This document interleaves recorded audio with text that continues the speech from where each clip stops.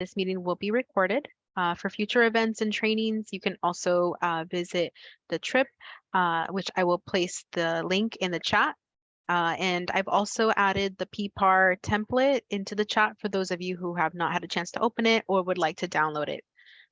So please take a look there. And we're really excited. I know last month we had the honor of having Mary Gordon join us. Today, she is rejoining us today. And Mary is the training officer for the Human Resources Office of Experience and Culture People Development Team. Mary will be speaking to us about the PPAR appraisals. And just also a gentle reminder that we will also be meeting again next month. And next month is going to be a treat because we will be able to discuss the last 8 months that we have been joining together for the COP, revisiting some of our learnings, and also what the future of the COP will look like, as well as the additional people development offerings. So really looking forward to seeing you. That will be August 3rd, Thursday, from 1 to 2. And the calendar invite should be in your PhD calendar, but you'll also receive an email as a reminder as the time gets closer to the date. So for today, welcome back, Mary. Thank you for joining us again and for speaking to us about PPAR appraisals.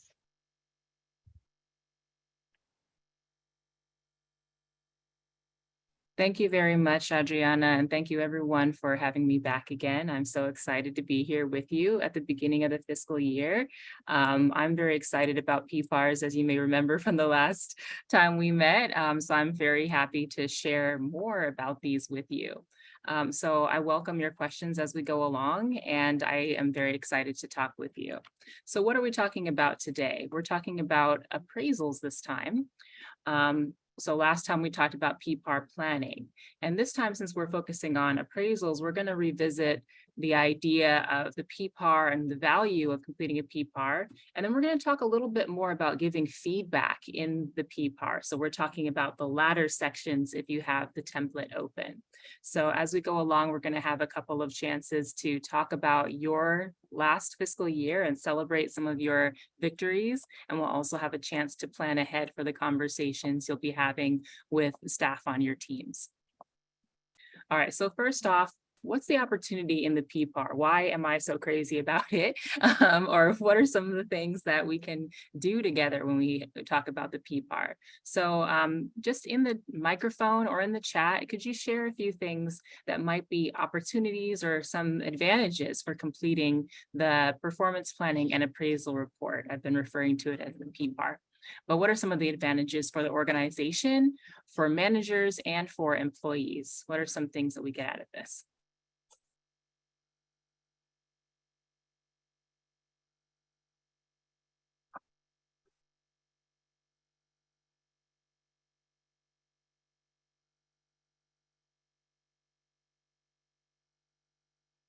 All right, so I'm going to see if I can see some of your comments in the chat, but also do feel free to turn on your microphone if you'd like. Jonathan, I see your hand. Yeah, thanks so much, Mary. Thank you again for joining us. I think for the organization, I think it's really helpful. One of the areas in the PPAR, and I think you discussed this during the last meeting, which is kind of setting the organizational departmental goals. So it's an opportunity for through this process for people to reflect on how have they helped to advance those departmental goals. And so that kind of alignment could really be advantageous across the organization. Thank you, Jonathan. I love that, having that through line and accountability. Also in the chat, I see discussing learning and performance goals together. So sharing some expectations, Christina's got providing positive feedback and opportunities for growth. That's really exciting. So what are some ways that you can encourage someone going forward? So thanks, everybody. A couple of other things that come up are, for example, this helps you to plan ahead for the new year. It also helps you to appraise their performance and list key goals and deliverables, so you share expectations. One thing that's a great advantage for employees is that it helps to demonstrate that they have met minimum qualifications for future roles through experience. Now, how does that help the manager? Well, this helps you to not only grow that person and help to contribute to their career ambitions, but it also helps them to remain a part of your team, move within DPH, and be able to grow here. And that's a great advantage for keeping the talent and the institutional knowledge here. Another way that we can use PPARs is that it's a great way to not only set benchmarks and things that you would like to achieve together, but it's a way to build up folks' strengths and identify ways to grow. So those are a few things that could pop up in your PPAR. So where are we in this cycle? Last time we talked a little bit about the planning portion. So that takes place at the beginning of a new staff member's time with you. That takes place at the beginning of the new fiscal year. So here we are at the beginning of the new fiscal year. You might be already doing this with your teams. So over the fiscal year, you track with your staff. So you talk a little bit about the goals that you'd like to achieve, and then in a separate application in the PPAR, maybe in something like Excel, you track your progress. And then you give regular feedback through one-on-ones, meetings. Anytime you meet with staff members on your team, you might send an email. So they're constantly getting some information about how they're doing throughout the year. And then last, around this time, you start the formal review process, which is what we're talking about today. So the PPAR form gets turned in on September 30th. And so right about now is when you kind of reflect on the year, look back at some of those notes from tracking, look back at some of the input that employees have given you in the PPAR, because we encourage this to be a collaborative process. And then you review that and then create the appraisal. So we're going to be working on that today. All right, so your appraisal is due September 30th, and you're going to work together with the employee to draft this, and then the manager will submit it. So in order to work together, you might ask them to fill in the first 4 sections of the PPAR. If there are projects that they have spoken about with you and have worked with you on, then you can put those projects into the document itself. They can add notes, and then you'll review that draft, talk about it with them, and then prepare it to be signed and sent to HR. So now this is something we're going to talk about a little bit later, but if there is any disagreement or any kind of touch and conversation about the PPAR, you have time to adjust this so that you come up with a draft that you are comfortable submitting. However, at the end, they can sign it. They don't have to sign it. So we'll talk about that case. Another thing I'd like to bring up is that this PPAR is meant to represent the entire fiscal year.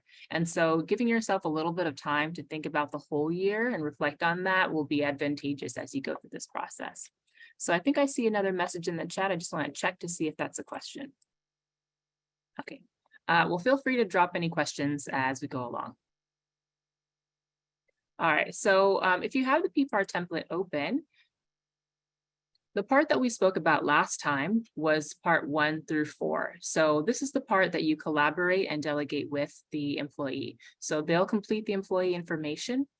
They'll complete the performance plan and job description by copying, pasting from their job posting and updating it so it represents the responsibilities that they are doing now. This is also an opportunity for you and the employee to talk about key objectives and learning and development plans. So parts 1 through 4, you have completed together, and that is the basis for your appraisal now. So we're going to talk about the appraisal page and then the signature page. One thing to note in the new template is that there's an additional compliance section, section F, and I'll tell you how to complete that part as well. So let's start with the appraisal summary. So this is section 5.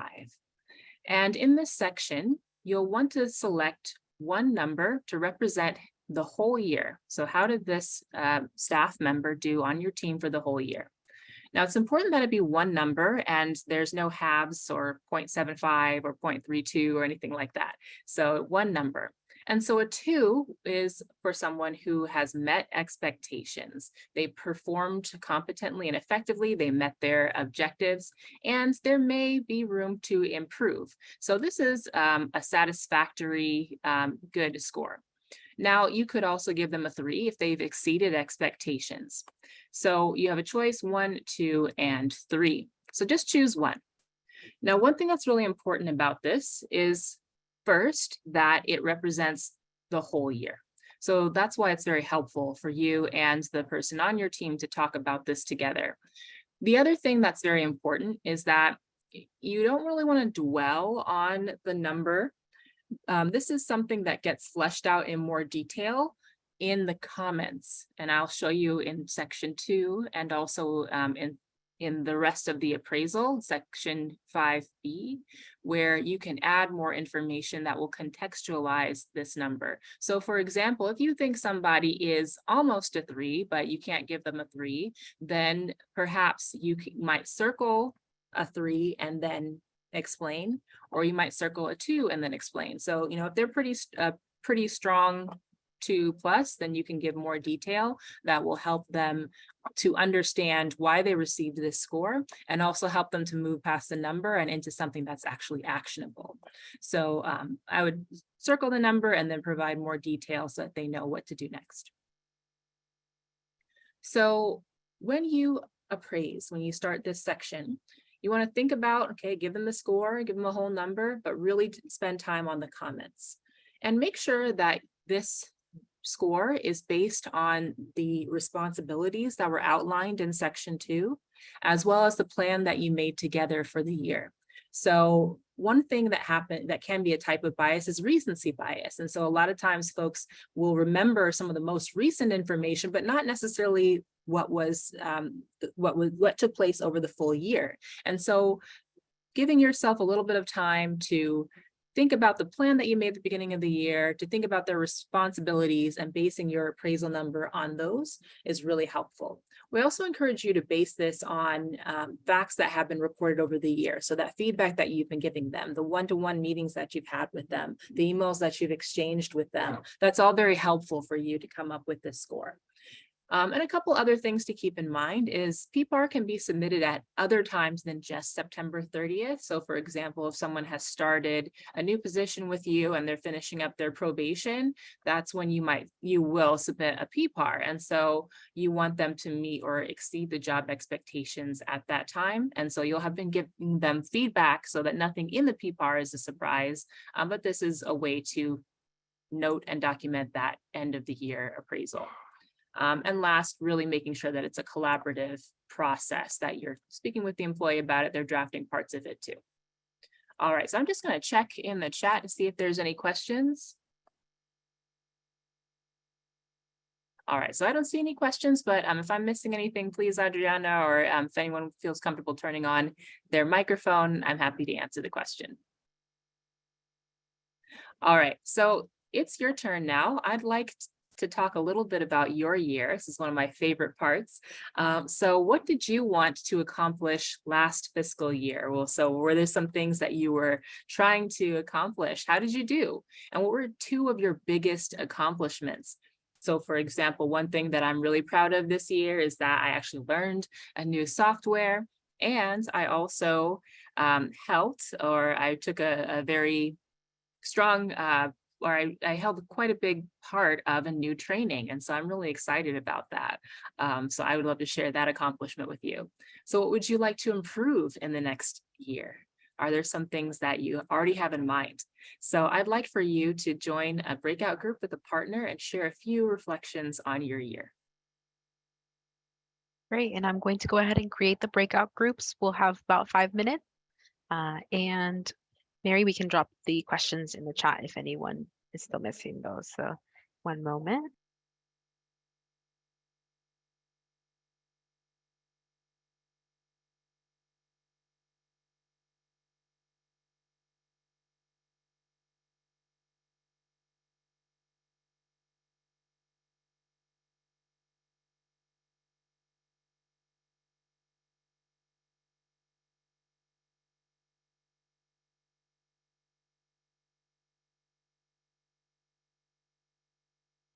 So you can go ahead and go into your breakout groups. We'll have 5 minutes.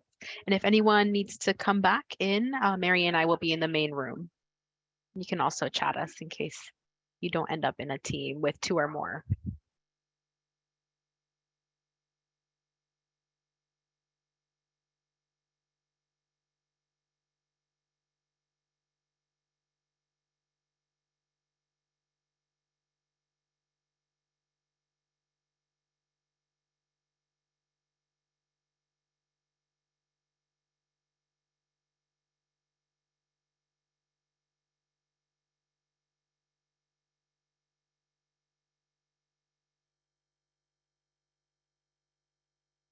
All right, Frank, I will go ahead and add you back into a group. Thank you for letting me know in the chat.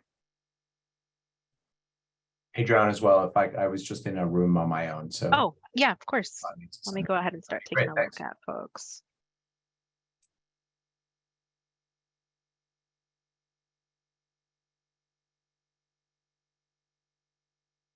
Okay, so we'll go into groups of 3 for some of you. Hi. I'm not sure. I was trying to communicate with the person that you added to my room, Terrence. And I don't know if maybe that person isn't there. Oh, So I okay, can't. no worries. Let me go ahead and just move over there. So Frank is in that group. Melvin, I'll put you back into room 7 here. Mm.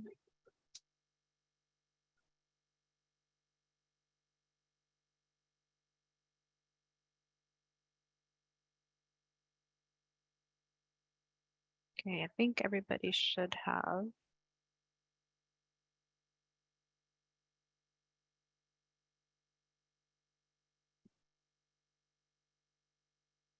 Oh, Joshua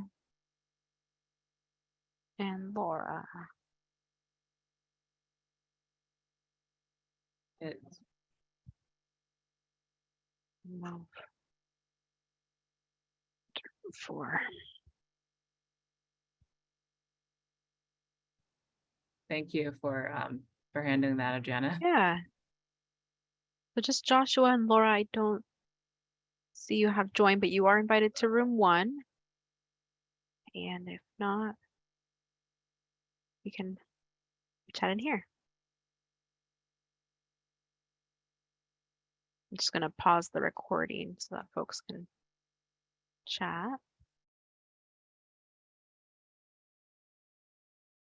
Welcome back, everyone. Thank you for sharing those stories with your partner. I hope that you've had a chance to celebrate your year. And now we're going to talk a little bit about how to capture those in the PPAR. So I have shared the PPAR form. So this is the template that you should have from the website.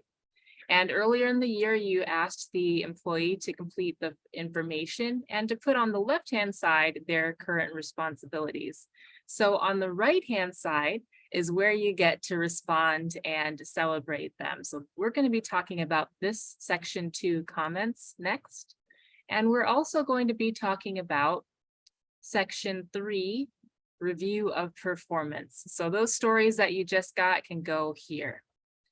They can also go in part 5A, we already talked about, that's where you give a score. So there's more information about how you decide on a 2 versus how you decide on a 3. But we're going to put some comments in part B, which is the appraisal. So you've spoken with the employee on your team about their accomplishments. And it was important to do so because our memories are short. I can remember my whole year, but if I, am asked to remember someone else's, it might only be a couple of months. And this is supposed to capture the whole year. So it's important to have that conversation. So now you're going to look in section 2 or in section 3. And instead of saying, hey, great job, this was a great year, you're going to add a bit more detail for some action. So they know exactly what behaviors they're going to keep up in the new year. So I recommend taking a standard phrase, like this is someone who is a problem solver, or this person was very helpful. So take that standard phrase and then add a representative story. So I call this yes and. So raise your hand. I promise I won't tell anybody, but who here has done improv? Anybody? Just me? Oh no. Okay, well, I guess I know what the next training is going to be. But so yes, and is a way of working together with folks, especially when you have a short amount of time. So if I'm doing an improv sketch, then what I want to do is respond to what someone else has told me by saying yes, and then building on it. I don't literally have to say yes, but I'm going to give a little bit more so we can create something awesome or, terrible together. So you're going to do that here. So you have your standard phrase, which is your yes, your affirmation of their work.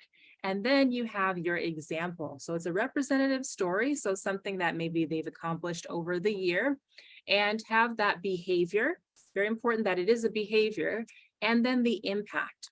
So in my example, Peter recognizes problems when they're at early stages and implements solutions proactively. Peter has done this the whole year. We've talked about it.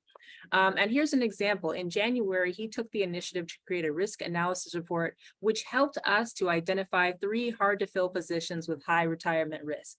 This connects to Peter. It's something that Peter can do. It's not Peter's personality. This is something that Peter does, that other people can do, other people can learn from, other people can emulate. And Peter can do this more. And it also talks about why this was important. So it was important for our team. It was important for the organization. Maybe it was something that was important to Peter, or to someone who was on the team. An additional way that you can flesh this out is to also add how this person was able to do it. So I have someone on my team who is very skilled and very knowledgeable, especially about career pathways. And so one thing that I might say about this team member is, you know this because you took time to study this. I know you went above and beyond to study this. And because you have this background, you're the one who was able to help this person we were coaching in a way that I learned from. So you can use a story like that and it means something because you said what the impact was. And this is going to help them in their career growth too, because this is helping them to show that they meet these minimum qualifications and are gaining experience that will help them in the future. Here's another way you could go about it. This might be familiar for those of you who have done a job interview lately, or maybe you remember this from preparing for past job interviews.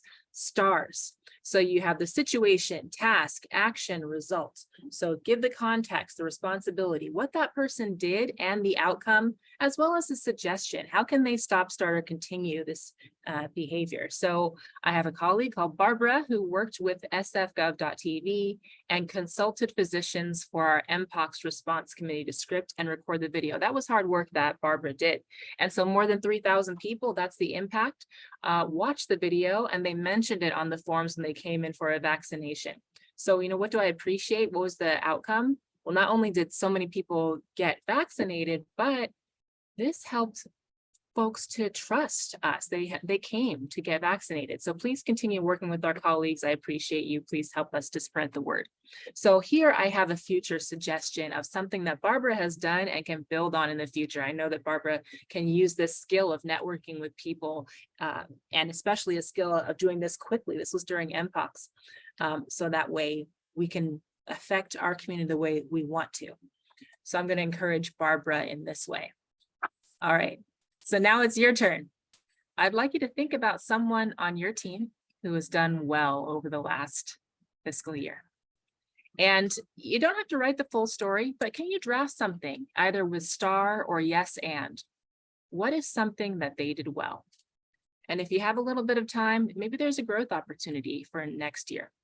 And I'd like to clarify, a growth opportunity is something that they can do as a next step, versus a correction, which is something that might affect their performance. So this here is growth feedback. What do I want you to learn? What do I want you to apply for the next year? But spend the most time on this one. What is something that this person did well?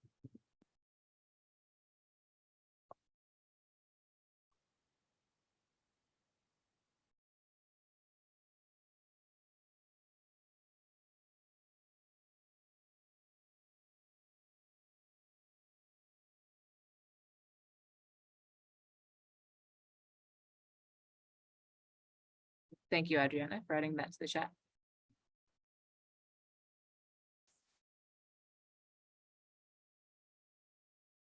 Mary, did you want us to write this into the chat, or did you want us just to have that on our own? Just take some time to write it. Just on your own. And if you do have a PPAR form open, or if you have a Word document where you'd like to capture this, this would be something you could save and use for later. Thank you.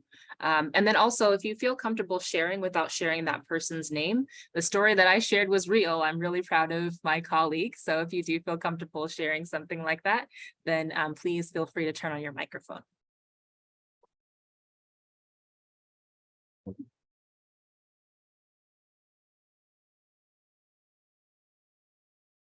And we'll have a few more minutes for this, maybe 3 more minutes.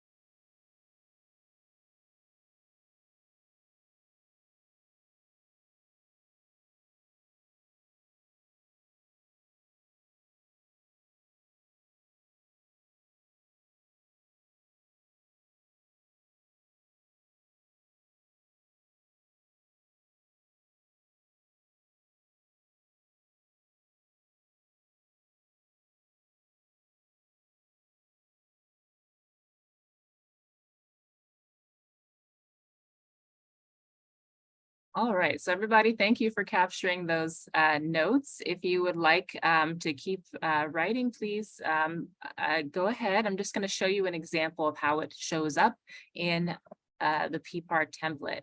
So this is that section 2, where the responsibilities on the left. On the right, you can take that story and drop it into the comments. So in the previous video, or in the previous meeting, I mentioned that you could put the start and stop date of new responsibilities. For example, if someone was training up on something and then they started doing it later in the year, you can put a note like that. What is also helpful is to take these stories from throughout the year and drop them in as comments. And so this is your feedback for them in section 2. You can also do this in section 3, where they have tried to achieve a goal and you commented on it. I would spend the most time on section 2. Section 3, because it changes, then you can provide some feedback in the form of this story or as a note to them.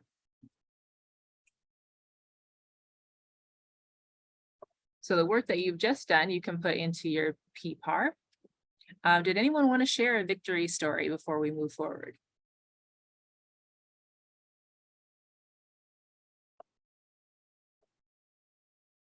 All right, well, I know that there's some celebrations out there, so I'm going to send some celebrations your way and encourage you to just talk with your team and talk a little bit more, bring these stories out. So how about section 5B? Now this part is where you might provide longer, more detailed feedback about the whole year in context. So we actually recommend one way of doing this, which is to start with their strengths and contributions. Remember I started with yes and? This is very similar. So you might start with, hey, this person, their whole role was to present information to our staff of 8,000. And so you would say how they did that. Were they very receptive to new information? Were they creative? Start there and then go to those goals that you decided together. Well, our goal this year was to do this. So this is how this person do it. They developed a new workshop. This was a highlight. Several people commented on this in the feedback that we received. Now, what was a growth opportunity? Well, so next year, I really see opportunity for this person to develop another type of workshop, or they've already started learning this new software. So I would like them to use that a little bit more. And I hope to see them do this in the future. So it's always going to be growth oriented, include goals and successes for the whole year. Now, a few tips that I would recommend for you are: one, make sure that it is about the whole year. 62% of the variance in PPARs, if you were to have a couple of different people write one for the same person, have to do with time and have to do with other types of bias like familiarity or confirmation. And so as you complete the PPAR, just think about the objectives that they were to complete that year and have a conversation with them so that it's not highlighting the most recent performance, because that may not be representative. Some other information that you want to include is to really concentrate on the behavior. So those stories, those were behavior and impact stories. So having a format like that helps to get those stories out. Here's Mary, another, yes. If you're sharing your screen, we can't see it. Just Oh, no. The last couple of slides, you've just missed the information. Oh, no. Okay, here we go. All right, so I'm going to go back. Sorry about that. Thank you, Adriana. And I'm going to go back a couple of slides so that you can see this. So just to check, you had seen the example. No? Okay. So what I showed before was this example here, which is part 5B, where you're giving more extended comments. And so that is meant to start from kind of the general and then go into the more specific vision for the future. So you go into their goals, specific successes, and growth opportunities. So this is something that if you're reviewing your emails, if you talk with them about the things, just like the conversation that you had in your breakouts, if you talk about those things, you could have their PPAR open and start typing notes in there. That's going to save you some time. And then you can develop that into the appraisal that you send to them and then edit together and sign. So you can draft this while you're talking with them.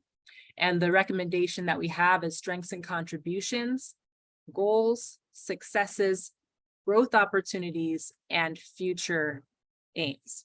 And so I'll send you this slide, but that's just one way you could do it. Now, if this is someone who hasn't been on your team for the whole year, maybe there's someone who was supervised by somebody else for part of it, then you can ask for a former supervisor to contribute to this, and it would be very helpful. Same thing, you can also ask for them to talk a little bit more about this and put a few points in there. So it can be very collaborative. And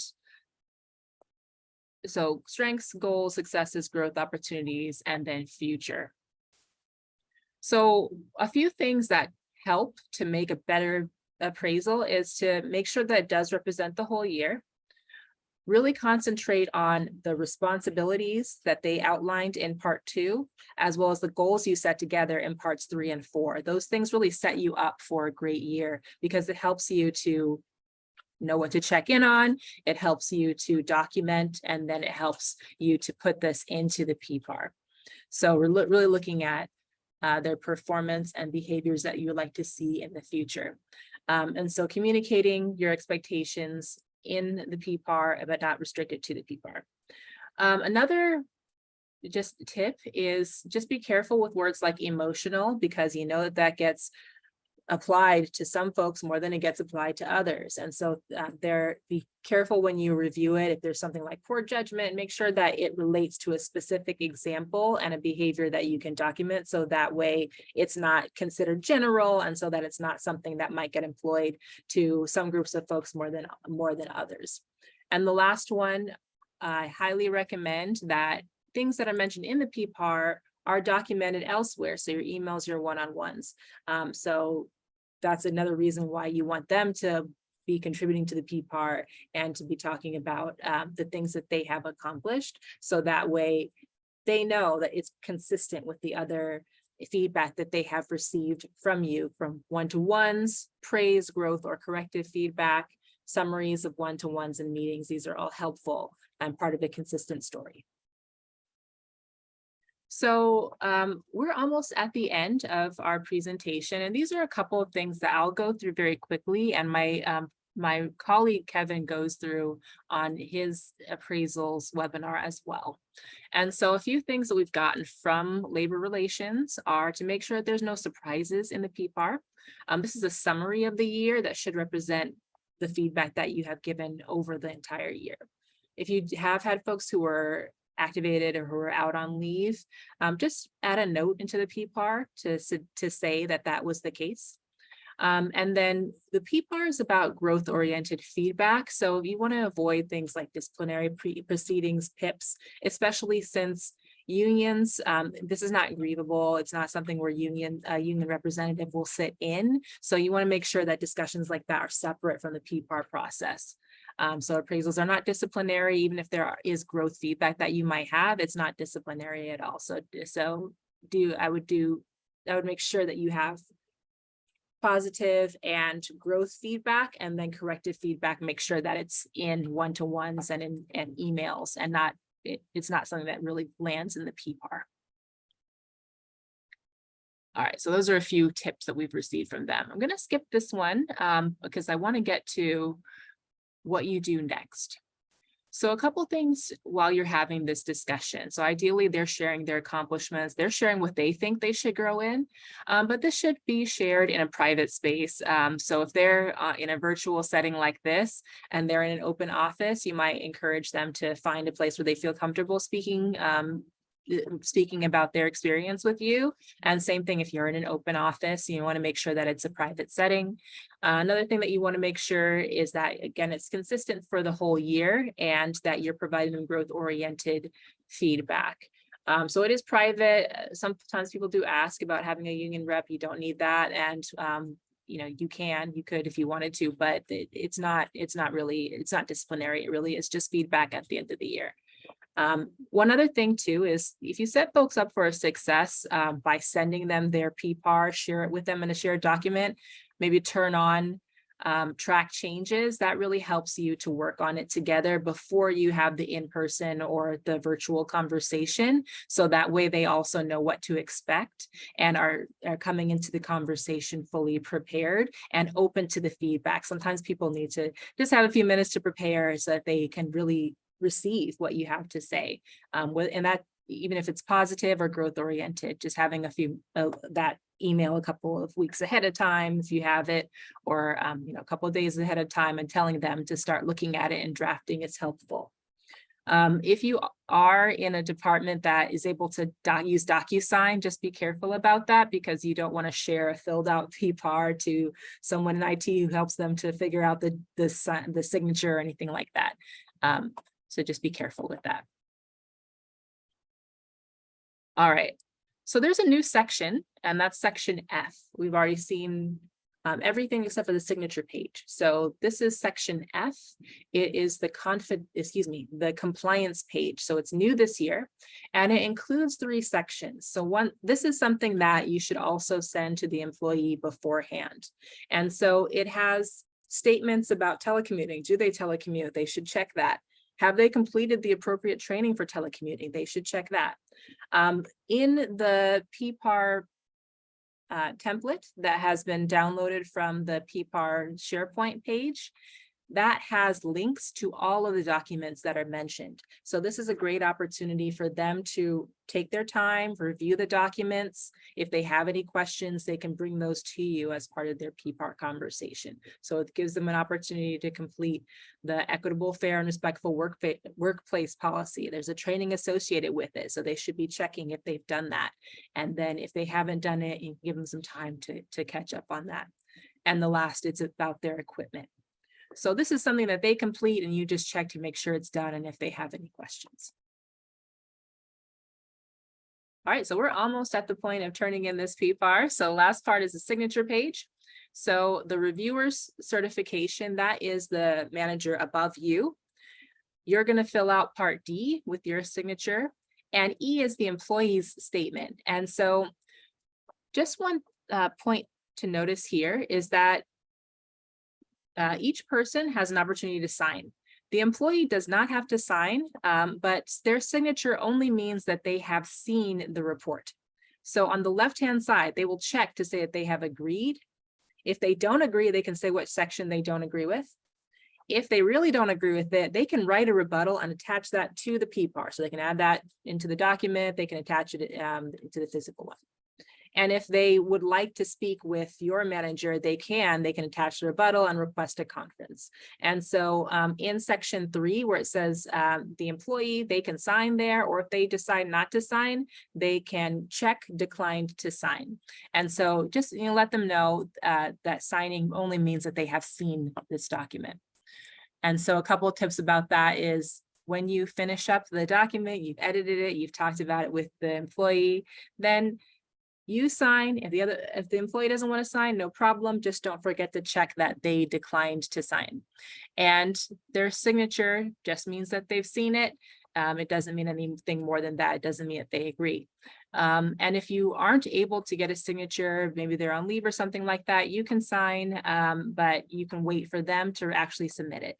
So no problem, just wait until they get back. And the last bit is that the only folks who will submit PPAR are DPH employees. So if you're with UCSF, if you're a contractor, you will not submit this on behalf of anyone else. But if you are a DPH employee, you can submit it for someone who is a contractor. It's just that you, the manager, the person who turns it in, cannot be a contractor or with UCSF. All right, so thank you everyone for coming to this workshop and for writing some feedback, for sharing as well some of your accomplishments for the last year. And please feel free to ask any questions before we move on. Jonathan. First of all, Mary, as always, just really outstanding. Just thank you. Just very, methodically going through this and providing some really great tips. So appreciate that. I had a few questions. First, and you may have mentioned this, and I apologize, but in the comments section, so once the staff person completes, here's the plan, and then you, what we've done previously, and I think you may have shared this, but then asking the employee or supervisee to then comment on their performance. Like, here are some examples that illustrates how they've completed or really addressed that, either satisfactorily, even have gone above and beyond. Is that kind of standard practice to ask people to kind of self-rate and share some examples of ways that they've been able to meet those objectives? Absolutely. And they're gonna, they're the expert in their, in their work. So when they write those comments, then you can extend them. So you could take it as a draft and go, actually, you forgot something. You excelled in this too. Right. So this is a great opportunity. Good. And the second question I have is, since many of us are also supervising supervisors, and one of their clear objectives is to supervise other staff, we don't have a formal 360 process here, but how might, as a manager or supervisor supervising someone who supervises, how can you get feedback from those that they supervise on their, how well they're helping to develop their people, how well that they're, meeting kind of key goals as a supervisor? That's a really great question. I think I might need some more time to actually get a good answer for you, Jonathan, because, I would like to spend a little bit more time thinking about that, actually. That'd be great. Yeah. So if you can come back to us, I think for a lot of us who are supervising supervisors, it would be great for us to get some additional support around how we might be able to do that. And then another question is just a very practical one. I know we're supposed to, as the managers, what you're sharing, or the folks who are supervising, we are responsible to turn in those PPARs.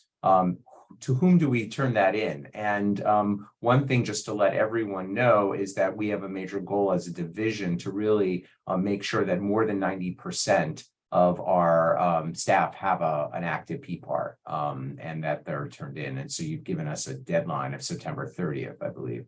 So A, to whom do we turn it in? And then B, any kind of helpful tips, and not just from you, but for others on the call, making sure that we actually get them done, and anything else, any recommendations. So I'm going to do a screen share to answer the question about how to turn it in. So ideally scanning it, and then there's an email address that you can send it to.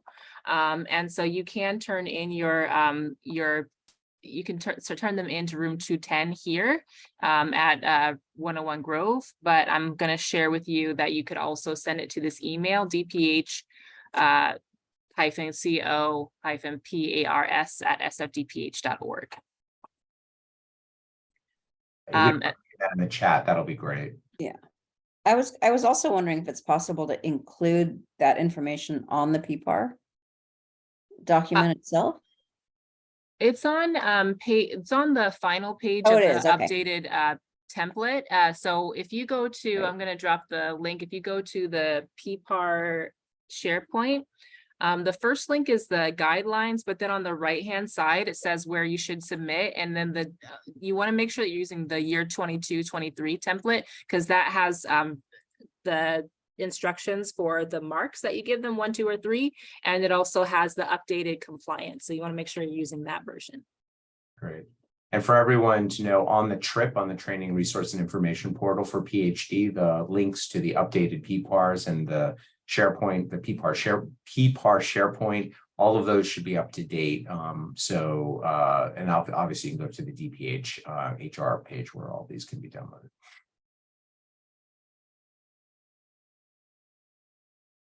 Time savers, anyone, about getting them done? Has anything helped you to get these in?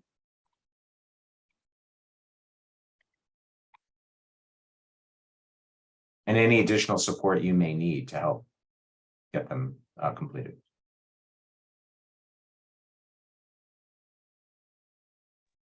Hi, I think you guys kind of did a really good job of highlighting this, I think, a little bit early on. For me, I think one thing that has helped with time management of submitting them is kind of doing it throughout the year. Because then you kind of already have it structured and the employees are already aware of kind of what's there. And so it just kind of makes it a smoother transition to complete it and put the final touches on it. That's worked really well for me. It's really helpful, Melvina. Thank you. Any other ideas? I know we're near at the end of time, but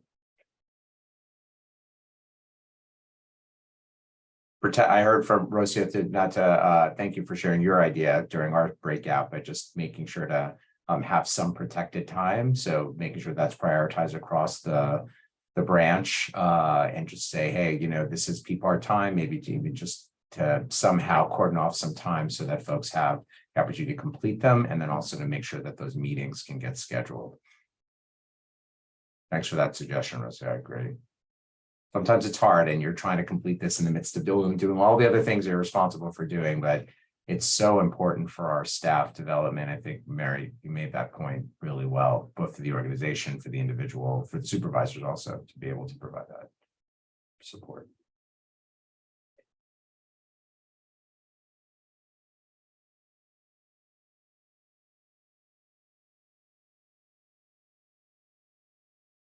Thank you for that really helpful question, Jonathan, and welcome folks to share anything that saved them time as well. I think one thing that is helpful is, definitely asking folks to feel comfortable drafting and comfortable updating it. So as long as it's in a shared location, that way it does get updated throughout the year. But also, we just had a retreat on our team. And I know not everyone, I want to respect that everyone's busy and that this may not be available for everyone. But if you have a meeting specifically where you can talk about accomplishments and, not necessarily tell people to have their PPAR open, but maybe they have a document where they record that and say, hey, folks, we're going to have these PPAR conversations. And I really want to be talking about this, this, and this. So as a team, we'll talk a little bit about this. And then individually, we're going to go into more depth. So that could possibly save time too.